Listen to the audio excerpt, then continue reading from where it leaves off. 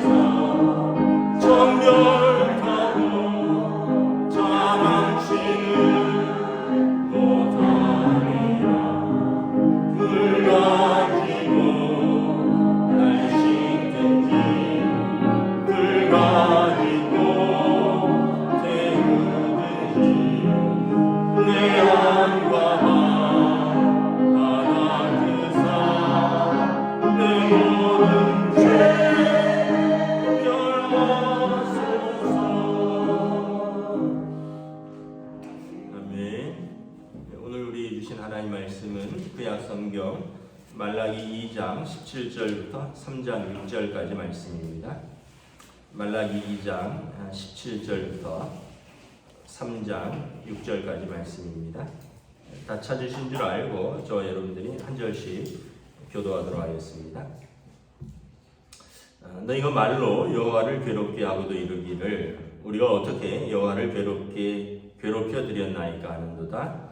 이는 너희가 말하기를 모든 악을 행하는 자는 여호와의 눈에 좋게 보이며 그에게 기쁨이 된다 하며 또 말하기를 정의의 하나님이 어디 계시냐 함이니라. 만군의 여호와가 이르노라. 보라 내가 내 사자를 보내기니 그가 내 앞에서 길을 준비할 것이요 또 너희가 구하는 바 주가 갑자기 내 성전에 임하시리니 곧 너희가 사모하는 바 언약의 사자가 임하실 것이라. 그가 임하시는 날을 누가 능히 당하며 그가 나타나는 때에 누가 능히 서리요 그는 금을 연단하는 자의 불과 표백하는 자의 잿물과 같을 것이라. 그가 은을 연단하여 깨끗하게 하는 자 같이 앉아서 은에 이어서는 깨끗하게 하되 금은같이 그들을 연단하리니 그들이 공의로운 제물을 나 여호와께 바칠 것이라.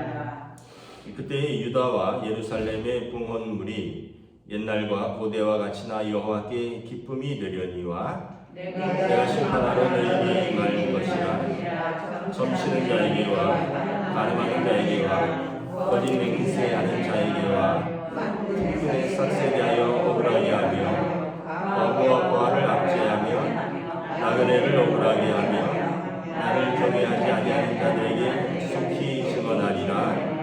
만군의 여호와가 말하였느니라. 함께 읽습니다. 나 여호와는 변하지 아니하리니 그러므로 야곱의 자손들아 너희가 소멸되지 아니하리라. 아멘. 할렐루야. 오늘 또 새날이 시작되었습니다. 주님 주시는 은혜와 평강이 가득한 복된 날 되시기를 축복합니다. 오늘 또 수요일입니다. 오전에 수요 예배가 영상으로 또 제공됩니다. 함께 또 우리가 말씀의 자리에 공동체의 기도의 자리에 동참해 주시면 감사하겠습니다. 요즘 거의 한여름 날씨더라고요. 또 날씨도 풀렸고 또 방역 지침도 풀려서 그런지 거리에 생기가 넘치고 식당마다 또 카페마다 술집마다 공원마다 사람들이 넘치는 것 같습니다. 올해는 참 우리가 우리의 삶에서도 회복이 있고 또 믿음에서도 회복이 있고 더 나아가서 또 믿음으로 성숙하고 성장하는 그런 시간이 되기를 원합니다. 말라기서에 보면 하나님께서 자기 백성에 대한 바람이 이렇게 잘 나타나 있습니다. 2장에 이렇게 어제부터 쭉 보면 제사장들에게 경고하죠. 너희가 마음에 하나님의 말씀을 두지 않고 하나님의 이름을 영화롭게 하지 않았다. 또 레위인들에게 하나님을 섬기고 하나님을 기업으로 삼는 그 백성에게 레위인들에게 너희가 언약을 지키지 않았다. 그러면서 또 백성들에게는 너희가 각 사람이 서로에게 거짓을 행하며 그래서 서로에게 가증한 일을 행하였다. 백성들이 서로에게 충실하지 아니하였고 이런 것들은 그들의 삶에서 불성실한 것은 하나님 앞에서의 불성실이다.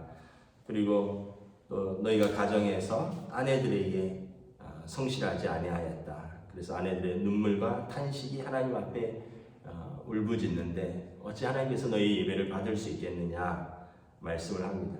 그래서 하나님께서 쭉 이렇게 죄를 지적을 하시는데 말라기를 통해서 17절에 보면 그들은 오히려 이렇게 얘기를 한다는 거죠.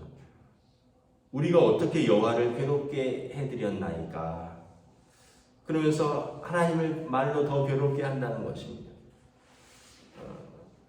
자기가 행한 죄를 이렇게 지적을 하면 살 수 있는 방법은 잘못했습니다 하고 그 죄를 돌이키면 회개죠. 그게 이제 사는 방법인데 인간은 이제 본성적으로 패역하고 본성적으로 죄성이 있고 본성적으로 자기 중심적으로 생각을 하니까 우리가 언제 하나님을 괴롭게 해드렸나이까. 제사장부터 레위인들부터 해서 또 모든 백성 또 각 가정에서 이렇게 죄를 지적했는데 우리가 언제 하나님을 괴롭게 했고 하나님의 언약을 깨뜨렸습니까? 하고 되묻는다는 거죠. 우리가 이게 그러지 않나요? 뭐 모르겠습니다. 저희 아이들은 대놓고 그런 말을 한 적은 없는데 뭐 TV 같은 데 보면 불효자들이 그런 얘기를 하잖아요. 어머니 왜 날 낳으셨나요? 아버지 왜 날 키우셨나요? 그러니까 어떻게 보면 이제 자기 삶에 뭐 좀 안 풀린 거를 부모에게 다 돌리는 거죠. 내가 태어나지 않았으면 이런 어려움이 없었을 텐데, 아버지가 날 키우지 않았으면 이런 어려움이 없었을 텐데, 그러면서 부모에게 나한테 해준 게 뭐가 있느냐. 근데 사실은 보면 부모가 낳아서 지극정성으로 키웠고, 또 부모가 교육도 했고 사랑해줬고, 또 올바른 양육과 올바른 교육으로 또 그렇게 하면 안 된다, 이렇게 해야 된다, 이렇게 했는데 자기가 벗어나고 자기가 듣지 않았거든요. 그래서 이제 드라마 같은 데 보면, 그래서 이제 나중에 커서 자기 삶이 좀 어려워지면 부모에게 핑계를 돌리는 거죠. 어머니 왜 날 낳으셨나요? 아버지 왜 날 키우셨나요? 그리고 이 사회는 왜 이렇게 정의롭지 못한가요? 물론 이제 뭐 부모가 잘못한 것도 있고 사회가 구조적인 어떤 불평등도 있고 그렇겠지만, 자기를 돌아보는 것이 전혀 없으면 어떻게 됩니까? 회개의 기회가 없는 것입니다. 변화하고 또 자기가 어떻게 보면 성장하고 성숙할 기회가 없는 거죠.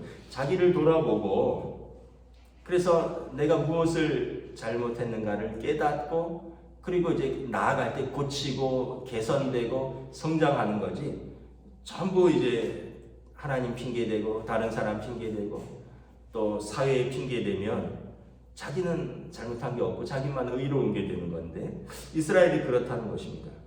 17절 이렇게 하반절에 보면, 이렇게 주변에 보면 악을 행하는 자는 형통한 것 같다는 거죠. 악인의 형통함을 보면서 어떻게 저런 사람들은 하나님 눈에 좋게 보이는지 잘 풀린다는 겁니다. 그리고 그러면 정의의 하나님은 어디 계시느냐? 하나님께서 그들의 죄를 지적하시는데, 반대로 악인의 예를 들면서, 이 땅에서 악인들이 형통한 거를 예를 들면서, 과연 하나님은 살아계시며, 하나님이 살아계시다면 과연 하나님은 정의로우신가? 이렇게 묻고 있는 거죠. 우리가 이제 자주 하는 질문들이죠. 예를 들면 이런 것입니다. 아담과 하와가 에덴 동산에 있는데 하나님이 다 주셨고 다 관리하라 그랬는데, 왜 선악과를 만드셔서 그걸 그렇게 보암직도 하고 먹음직도 하고 보기에 탐스럽게 만들어 놓고 그걸 따먹고는 불순종했다고 책망하고는 쫓아내느냐? 선악과를 안 만드셨으면 되는 건 아니냐? 뭐 이렇게 이야기를 하기도 합니다. 그런데 여러분, 어떤 면에서 보면 불순종하고 명령을 어긴 거에 대한 잘못은 없고, 그걸 만드신 하나님에 대해서 이제 책임을 돌리는 거죠. 아담이 그랬죠. 아담이 왜 선악과를 따먹었느냐 했더니, 하나님 당신이 주신 그 여자가 나를 먹게 하였다. 하나님께서 아내를 주셨을 때는 내 뼈 중에 뼈요 살 중에 살이라고 그렇게 난리치면서 좋다 그러더니, 이제 문제가 발생하고 하나님께서 책임을 물으시니까 아내한테 책임을 돌리고 하나님께 책임을 돌립니다. 내 살 중에 살이요 내 뼈 중에 뼈라 했던 하와한테 그 여자가 자기랑 상관없는 여인처럼 말하죠. 그리고 하나님이 주셨다는 거죠. 그러니까 나는 잘못이 없다는 거예요. 근데 이제 여러분, 결국은 선악과를 먹은 건 내가 한 것이거든요. 내가 했는데, 이제 물론 이제 원인 제공이라든가 뭐 이런 것은 이제 하와에게 더 책임이 있을 수는 있으나, 그런데 자기는 전혀 잘못이 없다는 거예요. 하나님이 그 여자를 주셨고 그 여자가 나를 이것을 먹게 했다는 겁니다. 그러니까 우리의 죄성이 보통 그런 것입니다. 우리가 우리 삶의 모든 부분에 있어서, 뭐 가정에서도 뭐 아내는 남편에게, 남편은 아내에게, 부모는 자녀에게, 자녀는 부모에게, 뭐 일터에서도 뭐 고용주는 노동자들에게, 노동자들은 고용주에게, 뭐 이러면서 서로 책임을 전가하고 자기는 잘못이 없다는 겁니다. 이스라엘 백성이 감히 공의의 하나님, 창조의 하나님에게 이렇게 말한다는 것입니다. 우리가 언제 하나님을 괴롭게 해드렸고 이 세상을 봐라, 악이 판치는데 하나님이 과연 공의의 하나님이시냐, 정의의 하나님이시냐. 하나님이 그들의 죄를 지적하시니까 아이고 잘못했습니다, 우리가 거듭나겠습니다, 회개하겠습니다 이러면 살 것인데 그들은 오히려 그렇게 이야기한다는 것입니다. 그래서 하나님께서 그들에게 대답하십니다. 3장 1절 그러냐? 좋다. 그럼 내가 만군의 여호와가 이르노라. 보라, 내가 내 사자를 보내리니 그가 내 앞에서 길을 준비할 것이요 너희가 구하는 주가 갑자기 그의 성전에 임하리라.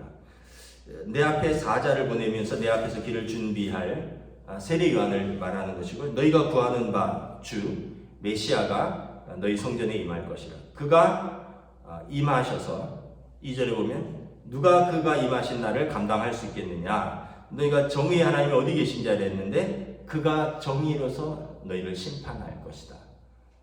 그러니까 그들의 말대로 공의의 하나님이 임하셔서 그들을 공의대로 심판할 것이다 라는 것입니다. 그러면 너희가 감당할 수 있겠느냐라고 물으시는 거죠. 2절에 그가 임하시는 날을 누가 능히 당할 수 있겠느냐. 감히 그들이 하나님이 살아계시느냐, 하나님이 계시다면 이런 일들이 있을 수 있겠느냐. 우리도 그러잖아요.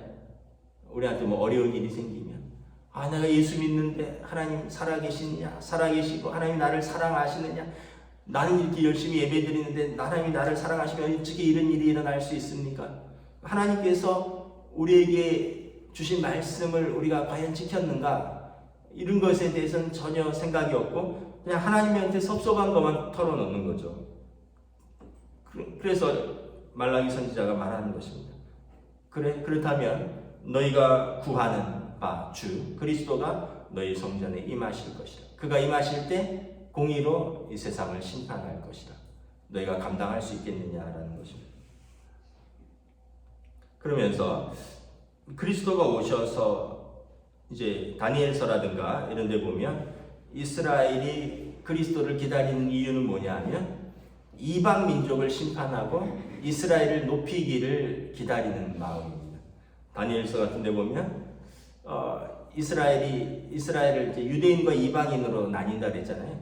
유대인들을 괴롭히는 이방 민족들을 그리스도께서 오셔서 심판하시고 그리고 그들의 왕으로 좌정하시면서 모든 핍박받는 이스라엘은 이제 높임을 받는, 그걸 기대하는데 오늘 말씀에 보면 메시아가 오셔서 제일 먼저 무엇을 합니까? 레위인을 심판합니다. 이스라엘을 먼저 심판한다는 것입니다. 이유는 무엇입니까? 그들을 정결케 하기 위해서라는 것이죠. 2절에 보면 금을 연단하는 자가 불로서 금을 연단하고 표백하는 자가 잿물로 표백하듯이, 양잿물로 표백하듯이 그리스도께서 오셔서 먼저 너희를 심판할 것이다. 너희를 금을 연단하듯이 불로서 너희를 연단하고 표백하는 자가 잿물로 너희를 빨듯이 너희를 심판할 것이다. 3절에 그가 은을 연단하여 깨끗하게 하는 자 같이 앉아서 레위 자손을 깨끗하게 하고, 그래서 은을 순전한 금과 은으로 다시 이제 하기 위해서 그들을 불러서 연단할 것이다. 그리고 연단된 그들이 공의로운 제물 하나님 앞에서 온전한 예배를 드릴 것입니다. 그리고 그때 드리는 유다와 예루살렘의 봉헌물 예배는 옛날과 고대와 같이 나의 하나님께 기쁨이 될 것이다. 지금 드리는 그들의 예배는 하나님을 괴롭게 할 뿐이라는 것입니다. 거짓과 불의와 불순종 가운데서 드리는 예배, 너희가 드리는 봉헌물은 나를 괴롭게 할 뿐이라는 것입니다. 그러나 그리스도께서 오셔서 너희를 심판할 것이고, 그리고 너희를 정결케 하면 그때 참 예배가 회복될 것이고, 그때 드리는 예배가 옛날 하나님께서 받으셨던 기쁨의 예배가 될 것이다. 두 번째 심판은 누구에게 임합니까? 이제는 세상의 악한 자들에게 임할 것입니다. 점치는 자들, 간음하는 자들, 거짓 맹세하는 자들, 품꾼의 삭세대에서 억울하게 하는 자들, 과부와 부하를 압제하며 나그네를 억울하게 하는 자를, 그리고 나를 경외하지 아니하는 자들에게 속히 임하리라. 하나님께서 너희가 정의의 하나님이 어디 계시느냐 물으시니 정의의 하나님께서 오실 것이라. 그리고 정의의 하나님이 오셔서 먼저는 레위인들을 정결케 할 것입니다. 그래서 그들 가운데 불순물을 완전히 제거할 것입니다. 두 번째는 이 믿지 아니하는 자들, 하나님을 경외하지 아니하는 자들, 그래서 이방 신들에게 점치는 자들, 그리고 가정에 충실하지 않고 또 이웃에게 충실하지 않은 자들, 그리고 그 사회에 하나님께서 돌보라고 했는데 그들을 약한 자들, 고아와 과부와 나그네들을 억울하게 하는 자들, 그들을 핍박하는 자들, 내가 그들을 공의로 심판할 것이라. 그래서 여러분 그런데 여기 보면 한 가지 희망을 말씀하죠. 나 여호와는 변하지 아니하나니 그러므로 야곱의 자손들아 너희가 소멸되지 아니하리로라. 근데 하나님의 심판은 이 세상을 멸망하는 심판이 아니라 언약을 회복시키는 심판이다라는 것입니다. 그래서 구약 성경에 보면 이스라엘이 금송아지 만들고 거기에 막 절하지 않습니까? 그래서 하나님께서 심판하시죠. 그런데 하나님께서 그 백성이 스스로는 하나님 앞에서 정결하게 할 수 없음을 알고 어떻게 합니까? 그들에게 성막을 주시죠. 그들에게 예배를 통해서 하나님께 나아올 수 있는 길을 열어주십니다. 그들이 하나님께서 모세를 통해서 십계명을 주셨는데 그 법을 지키어서 하나님의 의를 이룰 수 없음을 알고 예배를 통해서 하나님께 나아올 수 있는 길을 열어주십니다. 그래서 구약시대는 양과 소의 희생 제물을 통해서 그 예배를 통해서 하나님 앞에 하나님의 진노를 누그러뜨리고 일시적으로 나아올 수 있는 길을 열었죠. 그래서 레위기에 보면 속죄의 예배가 나오죠. 그런데 그 예배도 계속 반복되고 죄도 반복되니까 히브리서에 보면 어떻게 합니까? 황소와 염소의 피가 아니라 반복되는 제사가 아니라 단번에 그리고 영원한 효과를 가지시는 하나님의 어린 양의 피로서 예수님의 십자가로서 단번에 그들을 정결케 하시고 구원하시기를 원하셨다. 그래서 요한복음 3장 16절 말씀이죠. 하나님 세상을 이처럼 사랑하사 독생자를 주셨으니 이는 저를 믿는 자는 멸망치 않고 영생을 얻게 하려 하심이라. 그러면서 17절에 하나님이 오신 목적을 말합니다. 그 아들을 보내신 목적, 믿지 아니한 자는 심판을 받을 것이요 믿는 자는 이미 영생을 얻었느니라.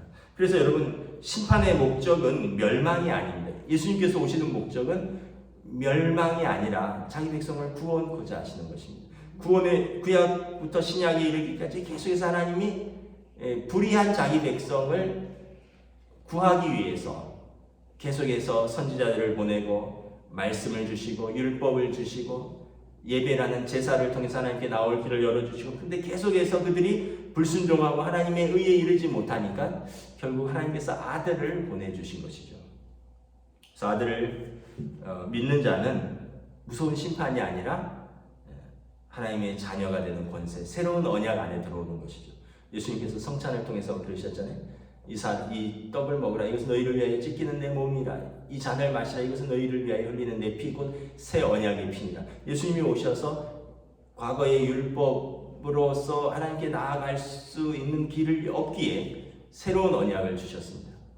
그 이름을 하나님의 아들을 영접하는 자, 그들에게 하나님의 자녀가 되는 권세를 주셨습니다. 그리고 예수님을 믿는 자들이 영벌이 아니라 영생으로 나아가는, 그래서 6절에 보면 나 여호와는 변하지 아니하니라. 하나님의 언약은 항상 그대로 있을 것이고 야곱의 자손들, 자기의 백성들이 소멸하지 않고 하나님 앞에 서 있고 그들이 하나님을 기뻐하고 하나님을 즐거워하며 하나님 앞에서 예배하기를 원하신다. 이것이 예수님의 오신 목적입니다. 그래서 그날 믿지 아니하는 자들은 하나님 앞에서 심판, 자기 죄과 그대로 그 죄를 가지고 하나님 앞에 설 것이요, 그리고 이스라엘을 정결케 하는, 다시 말하면 하나님의 백성을 완전히 정결케 하고 새롭게 하는 그날이 주님 오시는 그날이다 말씀하는 것입니다. 기도하겠습니다. 우리도 이스라엘처럼 우리 입술로 하나님이 어디 계시느냐? 하나님이 살아계신다면 이렇게 나에게 이런 일이 있을 수 있느냐? 이런 자기 중심적인 하나님을 판단하는 것이 아니라 내가 먼저 하나님 앞에 합당하게 믿음으로 살고 있는가를 돌아보고, 또 하나님을 기쁘시게 하기 위해서 나는 무엇을 회개해야 하는가, 그리고 하나님께서 하나님의 공의로는 설 수 없는 우리가, 예수님이 우리에게 오셨고 우리가 예수님을 영접한 그 작은 믿음 하나로 우리를 하나님의 자녀로 받아주셨습니다. 이제는 육신의 이스라엘이 참 이스라엘이 아니라 믿음으로 영접한 자가 참 이스라엘이라고 바울 사도가 말씀했습니다. 우리가 이 은혜로 오늘도 하나님 앞에서 믿음으로 살기를 원합니다. 함께 기도하며 나아가겠습니다. 주님의 은혜를 감사합니다. 오늘도 주신 말씀 속에서 우리가 우리 자신을 돌아봅니다. 때때로 우리도 이스라엘처럼 우리가 언제 하나님을 괴롭게 했습니까? 우리가 언제 하나님 앞에서 불의했습니까? 그리고 하나님 이 세상을 보십시오. 불의한 자들이 형통한 세상 같습니다. 하나님이 살아계시다면 어찌하여 이런 일이 일어날 수 있습니까? 과연 하나님은 공의의 하나님이십니까? 과연 하나님은 나를 사랑하십니까? 마치 아담이 에덴 동산에서 자신의 불순종을 회개하지 아니하고 하나님과 그의 또 아내에게 책임을 돌렸던 것처럼 우리도 오늘 이렇게 말로 하나님을 괴롭게 하지는 않습니까? 오늘 이제 하나님께서 그들에게 응답하십니다. 공의의 주, 너희가 그렇게 기다리는 공의의 주 그리스도께서 오실 것이라. 그가 임하실 때 너희를 온전히 연단하여 너희를 정결케 할 것이라. 그리고 하나님을 경외하지 아니하는 자들, 이방신을 섬기고 세상에 불의한 자들, 하나님의 공의를 무시하며 산 자들에게 심판이 임할 것이다. 그러나 하나님의 언약은 변치 아니하리니 이스라엘은 소멸되지 아니하리라 말씀하셨습니다. 그러므로 오늘도 우리가 연약하지만 부족하지만 늘 하나님 앞에 엎드려 또 회개하고 우리의 연약함을 고백하고 성령의 은혜를 구하며 살아가는 저희들, 주여 우리를 긍휼히 여겨주시옵시고 진리의 성령님 오늘도 우리를 하나님의 뜻 가운데로 인도하여 주시옵소서. 감사를 드리오며 우리 주 예수 그리스도의 이름으로 기도드리옵나이다. 아멘. 하늘에 계신 우리 아버지, 아버지의 이름을 거룩하게 하시며 아버지의 나라가 오게 하시며 아버지의 뜻이 하늘에서와 같이 땅에서도 이루어지게 하소서. 오늘 우리에게 일용할 양식을 주시고 우리가 우리에게 잘못한 사람을 용서하여 준 것 같이 우리 죄를 용서하여 주시고 우리를 시험에 빠지지 않게 하시고 악에서 구하소서. 나라와 권능과 영광이 영원히 아버지의 것입니다. 아멘.